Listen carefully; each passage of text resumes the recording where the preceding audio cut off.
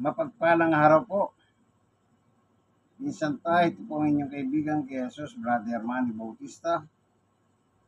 Tayo po ay mag-aaral ng Biblia.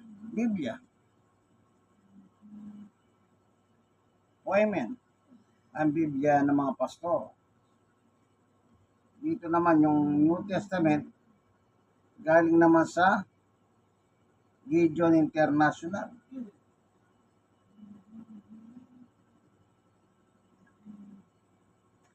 Nandito ngayon sa tabi ko, dalawa yan. Isang bagong tipan at saka isang makapal. Bukas ay magdiriwang po ang simbahan ng Quiapo, ng Minor Basilica ng Quiapo, ng pista. Ngayon pa lang, napapanood na po natin sa television yung mga naghahanap buhay malapit sa Quiapo. Tsupi-tsupi muna. Pinakikita sa TV. Kawawa sila. Naghahanap buhay lang sila. Hindi naman yun ang topic natin. Topic natin, piyesta. Pag sinabing piyesta, sa ibang lingwahe, selebrasyon o pagdiriwang. Pagdiriwang ng puhong Nazareno. Na yung Nazareno, pinag-uusapan dito, ayon sa kwento, from Mexico, papunta rito, yun nasunog daw yung sasakyang barko o bangka. At hindi siya nasunog. Kaya nang dumating siya rito, itim na. Sa mga telebisyon naman, sikat dyan si Kuya Kim. Na sinasabi naman ni Kuya Kim, isang uri ng kahoy. Habang tumatagal, umiitim talaga. Yun naman ang kwento ni Kuya Kim. Ayun, hindi rin yun ang issue natin. Ang issue natin, yung prosesyon, traslasyon. Kastila yung traslasyon eh. Sa Tagalog, prosesyon. Para madali nating maintindihan. O parada, parid. Parada ng puhong Nazareno, yung malaki. Dalawa yun eh. Yung isa nasa Luneta, yung isa nasa Quiapo. Replika. Nung dumating dito yon, ang ginawa ng Pilipino naman, tinanggal yung ulo, nilipad doon sa isa, kaya yung dinadala nila sa Quiapo, hindi ko alam kung yung ulo, yung galing ng Mexico, pero yung katawan nasa Quiapo, or yung katawan nasa Luneta, yung ulo naman nasa Quiapo. Ayun, kahapon pinakikita nila yung bendisyon ng tubig doon sa tulay. Binibindisyonan. Bawat dumadaan ng mga replika, malaki, maliit. Meron ko nakasama noon sa nung nagtetesda ako, eskwela ng TESDA sa Santa Cruz. Sabi ko, bakit marami sila magkakamukha? Ang sagot sa akin ng ka-eskwela ko, kasi kambal sila. Kambal ang tawag niya pala dyan. Yung limbawa, Santo Niño, marami Santo Niño, kambal ang tawag niya. Maraming Nazareno, kambal ang tawag niya. Natawa ako. Ngayon, yung isa nasa Luneta, ang tawag nila dyan palik. May nagreklamo pa kayo, matanda eh. Galit na galit sa telebisyon. Sipin nyo na yan. Sabi niya, nung nakarang taon, umaga pa lang. Sinimulan na yung palik. Samantala ngayon, kailan magbisa muna sila ng alas 7 ng gabi. Kaya nangyari, pag mainit ang araw, nakabilad sila. Walang tolda. Talagang patibayan pa, tsagahan. Tapos sumambon pa. Isipin nyo na lang po ito, kaibigan. Mag-isip kayo ang banayad. Hindi paninira ito. Yung nando sa pila, iba-ibang klaseng tao. May matanda, may kapansanan. Tapos ang panahon, umuulan, umambon. Hindi umulan, ambon. Sabi nga sa balita, bukas daw sa parada, bawal magdala ng payong. Sabi ng Pag-asa, uulan. Kaya sabi niya, bawal magdala ng payong. Mabasa kayo, sabi niya sa balita. Isipin niyo po yan. Saka gusto niyo magimala ang rebulto gawa sa kahoy para yung inyong karamdaman o problema, maarawan kayo doon. Maambunan kayo. Malamig ang panahon. Ngayon, malamig. Lalo na sa Luneta, open air yan. Imagine, baka magkasakit ka pa, kaibigan. Meron naman po tayong binigay ng Diyos ng isip. Ba't di natin gamitin? Mainit, walang tolda.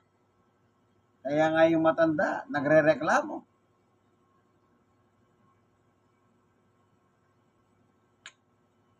Ano pa kasi yung palik-alik na yan? Naisip nyo ba? Ngayon malamig. Malamig po.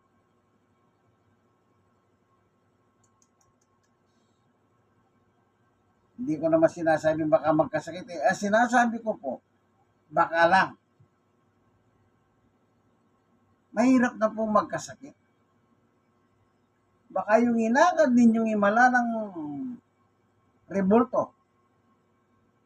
Unang-una, bawal nga yan eh. Mismo ang Diyos nagsabi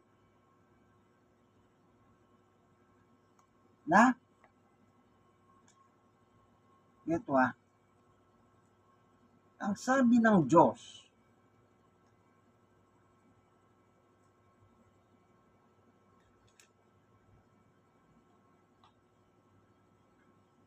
anong nakalagay?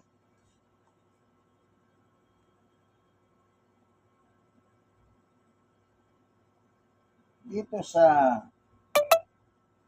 Deuteronomy chapter 5 verse 1. Tinipon ni Moises ang buong Israel at kanyang sinabi, bayang Israel, dinggin ninyo ang kautusan at mga tutuling ibibigay ko sa inyo ngayon. Unawain ninyong mabuti at tuparin ang mga ito. Ang Diyos nating si Yahweh ay gumawa ng kasunduan sa atin sa bundok ng Sinai.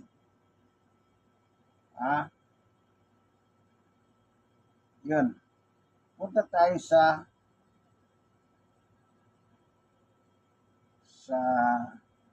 6. Ako si Yahweh. Yan. Salita po ng Diyos ito. Ako si Yahweh, ang inyong Diyos, na naglabas sa inyo sa Egypto at nagpalaya sa iyo mula sa pagkalipid. 7. Huwag kang sasamba sa ibang Diyos. Small letter yung Diyos. Maliban sa akin. 8. Huwag kang gagawa ng Diyos-Diyosan ng imahen o ng anuman nilalang na nasa langit, nasa lupa o nasa tubig upang sambahin. 9. Huwag mo silang yuyukuran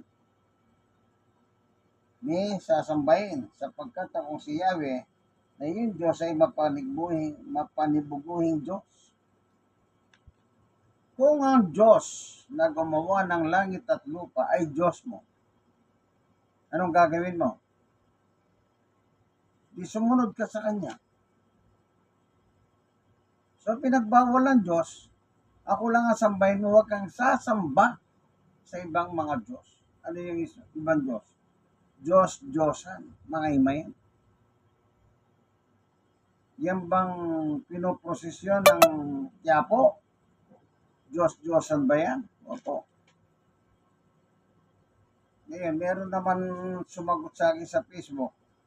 Sabi niya, natawa ko eh. Yung binabasa mo naman sa Israel yan. Ito yung binasa ko. Sa Isaias. Babasahin ko rin sa inyo.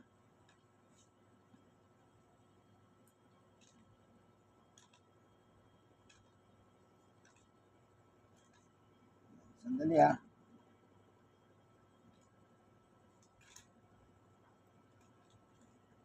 Ito na.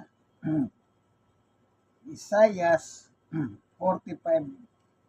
Ito yung pinost ko.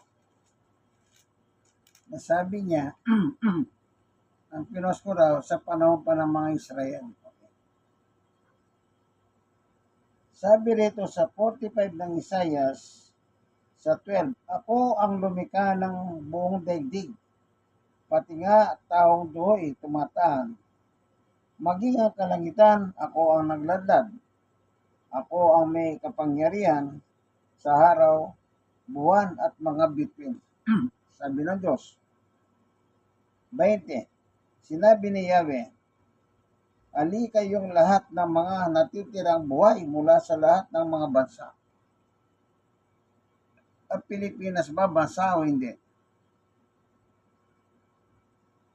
Di po ba bansa? Ano sabi ng Diyos ni Yahweh?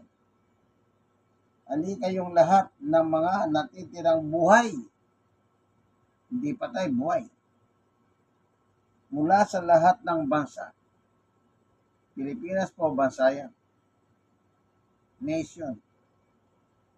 Kayong mga mangmang na nagpapasan ng mga himaying kahoy at dumadalangin sa mga Diyos-Diyosan na hindi makapagligtas.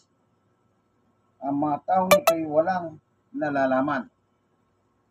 Ang sabi sa akin ng nag-post, yung nag-comment nito, yan ay tungkol sa mga Israelita.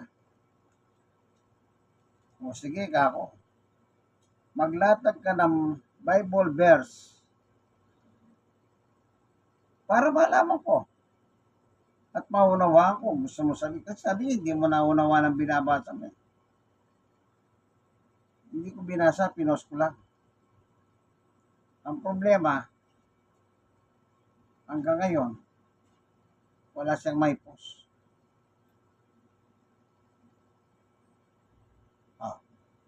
Anong sabi niya? Mahirap magipag-uusap sa mga yan. Kasi wala silang magawa, Bible verse. Kaya kung ano lang sinasabi nila patungkol sa mga nagpo-post ng Biblia. Sabi ko, sige mag-post ka ng Bible verse. Baka sakali maintindihan ko. Kaso wala naman talaga siya may post. Bakit? Kapag kinontra mo yung sulat ng Diyos sa Biblia, sulat din ng Diyos ang pangontra mo. Ganun lang yun. Pero yung sarili mong kaisipan, lalabas at magaling ka pa sa Diyos. Sinong napahiya? Sinong mapahiya? Di siya. Kasi wala siyang may latag eh. Yeah. Kung ano na yung sinasabi tungkol sa akin. Hanggang ngayon wala. Anong sabi ng Diyos? Mangmang. Walang nalalaman. Ang alin daw? Yung nagpapasan ng himayin kahoy. Hindi ba yung Nazareno, di ba kahoy yun? Hindi bato yun. Hindi simento. Gawa sa punong kahoy na patay.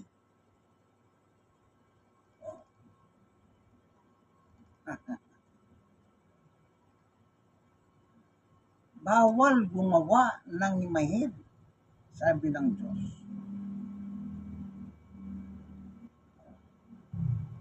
Kaya ang sabi ko po sa inyo, kung ang Diyos nyo, yung Diyos na gumawa ng langit lupa, yung ito, 45:12.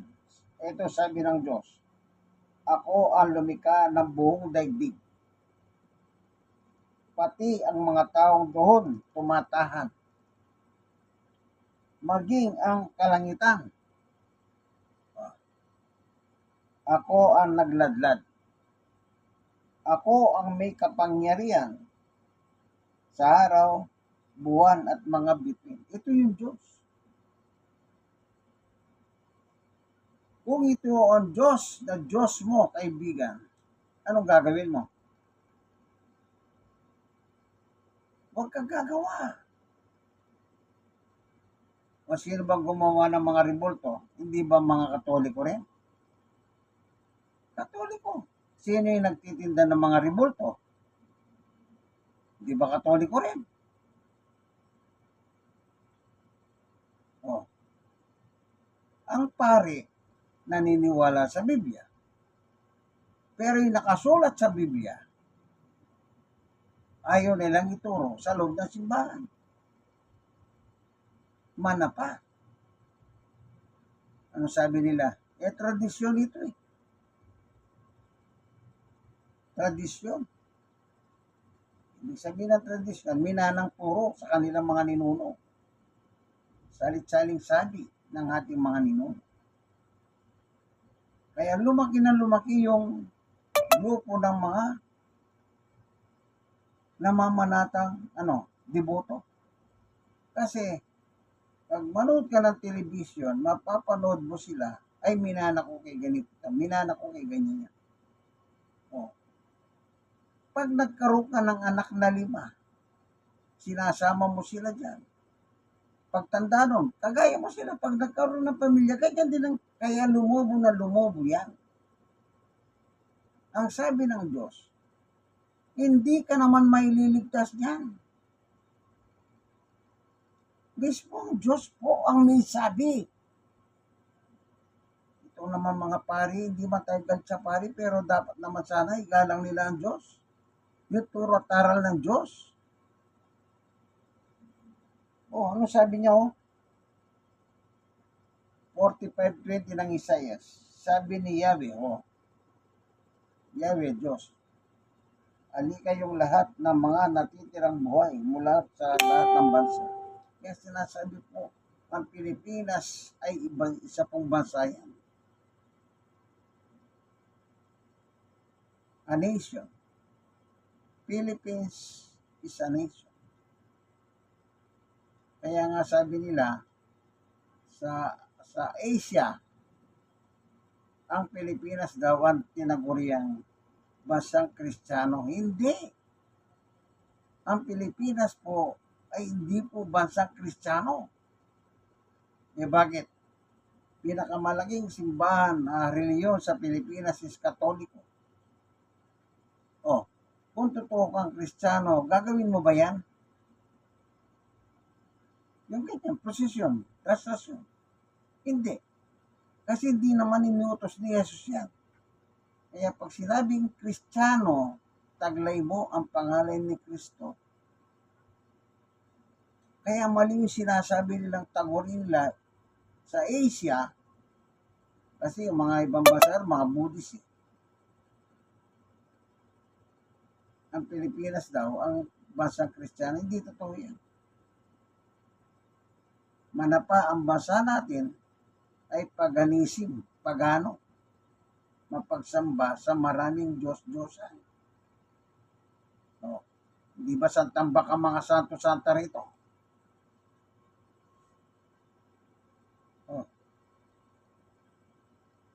Mga Diyos-Diyosan po yan. Hindi po tayo na naninirang reliyon. Ang sabi ni Jesus, ipangaral. Ay ginagawa ko, isinishare ko. Saan? Sa social media. Panahon po na tayo ng technology. Di gamitin natin yung technology para sa pagbabahagi ng salita ng Diyos. Utos eh. Oh, inutos ba yan? Opo. Panguli, baka akala nyo hindi niutos ni Jesus yan. Ayon po sa libro ng Mateo 28, ganito po ang sabi ni Jesus. Para maniwala kayo, kaya gumagamit po tayo ng Biblia. Oh, Mateo 28:19. Kaya tumayo kayo, gawin ninyong alagad ko ang mga tao sa lahat ng mga bansa. Pilipinas bansa. Sabi niya, gawin niyong alagad ko. Yan bang translasyon na yan, alagad ba niya? Hindi. Hindi niutos ni Jesus na gawan niyo ko ribulto at iparada ninyo ako. Prosesyo, kung ano ng taong yon. Translasyon. Kaya yung mga ganyan, anti-Christ yan. Anti-Christ. Labang kay Kristo. Tuloy natin. Sabi ni Jesus, kaya tumayo kayo, gawin ninyong alagad ko ang mga tao sa lahat ng mga bansa. Bautismuhan ninyo sila sa pangalan ng Ama at ng Anak at ng Espiritu Santo. 20. Turuan ninyo silang sumunod sa lahat ng iniutos ko sa inyo. Tandaan ninyo, ako'y laging kasama ninyo hanggang sa katapusan ng panahon. Ano sabi ni Jesus? Ituro nyo, utusan nyo. No. Verse 20, turuan ninyo silang sumunod sa mga iniutos ko sa inyo. Ang tanong, ay yung mga nanonood ng video ito, may utos ba si Jesus? Magprosesyon kayo? Igawan nyo ko ribulto ng Nazareno? Ipagdiwang nyo ba ako? Wala. Kaya nga ang tawag po dyan, Antikristo. Yan po yung masakit. Itong ating mga kababayang mga pari. Sabi pa nga ng ibang Katoliko sila daw ang nag-compile ng Biblia, kaya pasalamat kayo. Meron kaming kinompile na Biblia, kaya sabi ko salamat kung meron kayong kinompile na Biblia. Pero bakit tayo nyo sundin? Yung kinompile ninyo. Sabi ko sa social, salamat. At meron kami Biblia nababasa. Sana kinompile nyo, sundin ninyo. Kaya kayo ang numero nung lumalabag eh. Di ba? Wala, hindi ako nakikipag-debate, nagbabasa lang ako. Sige po, ganito na lang ang ating video. Sana wag po kayong magalit. Sana meron kayong natutunan. Alam niyo po, ang Biblia po, ang nakasulat ang salita ng Diyos, kaya ginagamit natin. No? Batayan ng ating pananampalataya. Ito po inyong kaibigan kay Jesus, Brother Manny Bautista. Minsan pa, nawa. Nang kayo ng video ito, nasa maayos na kalagayan. Salamat po sa pangalan ni Jesus. Amen. In Christ alone. God bless us. Bye.